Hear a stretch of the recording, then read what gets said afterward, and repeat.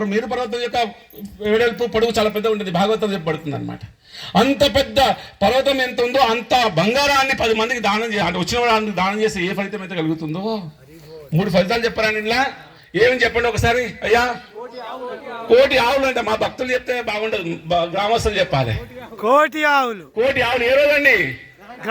రోజున కోటి ఆవులను దానం చేస్తే కనుక ఏ ఫలితం అయితే వస్తుందో, బ్రహ్మ యొక్క ఒక రోజున అన్ని రోజులు అంటే అన్ని యుగాల పాటు కూడా మనం గంగానది తీరంలో ఉంటూ రోజు గంగను సేవిస్తే ఏ ఫలితం అయితే వస్తుందో, మూడవది ఒక మహాయజ్ఞం ఏర్పాటు చేసి వచ్చినటువంటి అతిరథ మహారథులకు, గురువులకు, సాధువులకు, సంతులకు, భక్తులందరికీ కూడా మేరు పర్వతం అంత బంగారాన్ని దానం చేస్తే ఏ ఫలితం అయితే వస్తుందో 3 చెప్పి లాస్ట్ శ్లోకం చెప్పారు. గోవింద కీర్తెర్ నా సమాం శతాంశ.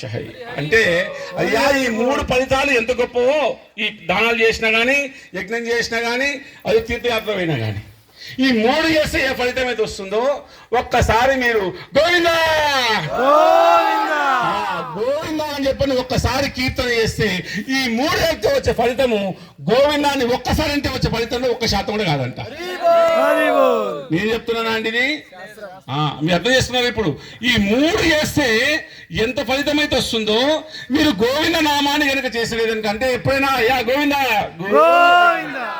శ్రీహరి నారాయణ వాసుదేవ ఎన్ని పేర్లండి భగవంతునికి. ఏ పేరు పట్టుకున్నా సరే గోవింద భగవంతుని యొక్క నామాన్ని మీరు ఉచ్చరించిన మాత్రం చేతనే వచ్చే ఫలితం ఎంతయ్యా అంటే కనుక ఈ 3 ఎత్తే ఎంత ఫలితం అయితే వస్తుందో ఒక్కసారి గోవింద అంటే వచ్చే ఫలితంలో అది 1% కూడా కాదంట. అంటే గోవింద నామము భగవంతునికి నామము. ఇక్కడ కూర్చున్నాము యజ్ఞం లేదంటే యజ్ఞం కాదు, యజ్ఞానికి అతీతమైనటువంటి ఫలితం అనేటువంటిది ఉంటుంది భగవంతుని యొక్క నామస్మరణ ద్వారా. ఎంత గొప్పదండి చెప్పండి. ఎందుకండి భజనకి ఇంత ఉంది? ప్రభుత్వ భజన చేస్తున్నాడు, మేము ఏదో చప్పట్లు కొడుతున్నాం, ఏమిటండి అన్నది బాగా పట్టుకోండి. అయ్యా, మీ గ్రామస్తులందరికీ కూడా ఒకనాడు నారద వాళ్ళు కొడుతున్నారు. నారద మహర్షి తెలుసు కదా మనకు. మనమేమో సినిమాలు చూస్తే ఆయన కమెడీ అనుకుంటాం. మహానుభావుడు అండి ఆయన, మనకు ఉపకారం చేసిన వాడు. ఈరోజు రామకృష్ణ అనుకుంటాడు, ఆయన పుణ్యం అన్నమాట. అవునా? ఆయన ఒకనాడు విష్ణు దగ్గర పోయాడట. ఎక్కడికి? వైకుంఠంలో ఉంటాడు. ఎలా ఉంటాడు విష్ణు? శంకరుడు దవా పద్మధారి, పట్టు పీతాంబరిధారి, యజ్ఞోపవీతాన్ని ధరించినటువంటి వాడై, వైజయంతి మాలను ధరించినటువంటి వాడై ఎంత అందంగా ఉంటాడో. చతుర్భుజుడై ఉంటాడు, 4 భుజముల చేత ఉంటాడంట. ఎవరు? శ్రీమన్నారాయణుడు, మహావిష్ణువు. ఆయన దగ్గర పోయి, అయ్యా మా కలియుగంలో నాగసముద్రంలో వాళ్ళందరూ అడుగుతారయ్యా మీ అడ్రస్ ఏందో అడిగి మన తరఫున అడిగిన అనుకుందాం. అవునా? ఏమున్నారయ్యా మీ అడ్రస్? కృష్ణ, మరి నారాయణ, విష్ణువు నువ్వే అన్నారు. అంతా వ్యాపించి ఉన్నావు కాబట్టి నువ్వు విష్ణు అంటున్నారు, నువ్వే నారాయణ అన్నారు, నీ చేతనే జగత్తంతా సృజించబడింది అన్నారు. మరి మీ అడ్రస్ ఏందని అడిగాడటండి. అడిగాలా వద్దా? అంతటి ఉంటారు. అంతటి కాదండి, అంతటి ఉంటారు లక్ష్యాలు తెలుసు. మీ మనసు ఎక్కడ ఉంటుందో చెప్పండి అయ్యా అని అడిగాడట. అయ్యా అంతటా ఉంటారు. మీ ఇప్పుడు అండమో బ్రహ్మాండం అంతా ఆయనే ఉన్నాడు కాదా? అవునా? కానీ మీ అడ్రస్ ఏందని అడిగాడంట. అడిగి ఈయన అన్నాడు, అడ్రస్ అడిగాడు. అడిగానే విష్ణువు చెప్తున్నాడు. ఎవరితోనండి? నారదుతోని చెప్తున్నాడు, మనతో కూడా చెప్తున్నాడు. నాహం తిష్టామి వైకుంఠే. అయ్యా అందరు నేను వైకుంఠంలో ఉంటాను అనుకుంటారు. అయ్యా నేను వైకుంఠంలో అదే ఉండేది అన్నమాట. పద్మపురాణ శ్లోకం అండి. పురాణం కూడా చెప్తున్నాను, ఎందుకంటే మనం ఏదో ఒక శ్లోకం తీసుకొచ్చినట్టు కాదనమాట. నాహం తిష్టామి వైకుంఠే. అయ్యా వైకుంఠవాస వెంకటేశ అంటున్నారే. అయ్యా ఈ వైకుంఠంలో ఉన్నావా నువ్వు అంటే కనుక, అయ్యా నేను వైకుంఠంలో కాదా ఉండేది. ఓహో వైకుంఠంలో కాదా మీరు ఉండేది? ఎక్కడండి మరి? మాకు తెలుసులే. మొన్ననే చూసినా మేము కుంభమేళాలో చాలామంది నాగసాధువులు, సంతులు, ఎంతోమంది యోగులు వస్తున్నారు. అన్ని వదిలిపెట్టారు, భార్యల్ని, పిల్లల్ని, ఈ భవబంధాలని, వ్యాపారాలు ఎందుకు ఇవన్నీ వేస్ట్ అని చెప్పని, పోయేటప్పుడు ఏం తీసుకుపోయేది, వచ్చినప్పుడు ఏం తీసుకురాలేదు అని చెప్పని అన్ని వదిలేసి ఎడిపోయారయా హిమాలయాల వైరు పోయి అక్కడ తపస్సు చేస్తారు. యమ, నియమ, ప్రాణాయామ, ప్రత్యాహార, ధారణ, ధ్యాన, సమాధి 8 స్థాయిలో ఉంటుంది. అక్కడ సమాధి అంటే అక్కడ ధ్యానం చేస్తున్నారు. అది గుండెలో ఉంటావు కదా, అది హృదయంలో ఉంటావు కదా, నాకు తెలుసు అని చెప్పన్నట. యోగి హృదయేశం వా, నేను ఉంటాను అక్కడ ఉండనయ్యా అన్నట్టు.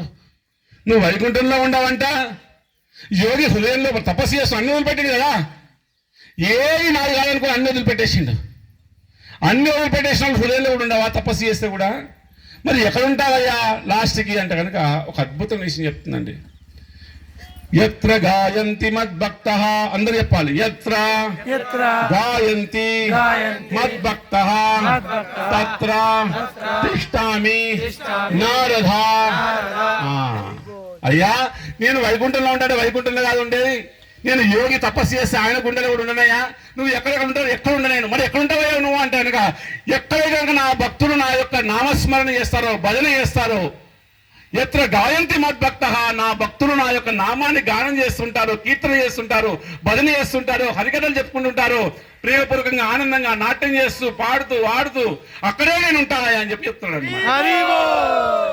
ఇప్పుడు ఎక్కడ ఉన్నాడండి విష్ణు? ఇక్కడ ఉన్నాడా? ఇక్కడే సాక్షాత్తున్నాడు. ఎందుకు? ఇక్కడ హరినామ సంకీర్తన జరుగుతుంది కాబట్టి.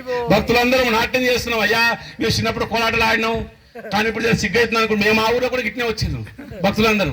ఫస్ట్ సిగ్గుపడ్డా, చేయలు ఎత్తమంటే అసలు ఎత్తలే, సిగ్గుపడ్డా నేను. కానీ తర్వాత తెలిసిన ఇది ఎంత అద్భుతమైనటువంటిది. ఎవరు చెప్పేటోళ్ళు లేరు. టీవీలలో చూస్తున్నాం, పొద్దున గురువు వస్తాడు, 2 దీపాలు పెట్టమంటాడు. మధ్యాహ్నం ఇంకో గురువు వస్తాడు, 3 దీపాలు పెట్టమంటాడు. సాయంత్రం వస్తాడు, లేదు 5 దీపాలు పెట్టమంటాడు. పొద్దున లేచిన ఆయన ఇన్ని చెప్పాడు కదా, ఎందుకు కన్ఫ్యూజన్ చేయకుండా మనం ఎందుకు అంటే కనుక ఆ చెప్పేటోళ్ళందరూ కూడా ఏం చేస్తున్నాయా, ఒక్కొక్కరు ఒక్కటి చెప్తున్నారు అనమాట. సారం ఏంది? అందరూ ఒకటే ఉండాలి కదండి. సారం ఏంది మరి? శాస్త్రం చెప్పే ప్రయత్నం చేస్తున్నాను. ఎత్ర గాయంతి మద్భక్తః తత్ర తిష్టామి నారద. ఎక్కడైతే నా యొక్క భగవంతుని కథ జరుగుతుందో, ఎక్కడ భజన జరుగుతుందో, ఎక్కడ భాగవతం జరుగుతుందో, ఎక్కడ హరికథ జరుగుతుందో, భగవంతుని వాడు అక్కడే సాక్షాత్తుగా తిష్ట వేసుకుని కూర్చుంటాడన్నారు. ఎలా కనుక అయ్యా మీ అందరూ గోపాలకులు, మాకు తెలుసు. గోలను కాసినటువంటి వారు పెద్దలు ఉన్నారు ఎంతమంది చూడండి. ఏ విధంగా దూడ అనేటువంటిది ఇప్పుడు ఆవు ఏదైనా దూడ వేసి పెట్టిపోతుంది, అవునా? పోయి మొత్తం వేసి సాయంత్రానికి వస్తున్నప్పుడు ఎంత ప్రేమతో వస్తుందండి దూరం కలుసుకోవాలని. భగవంతుడు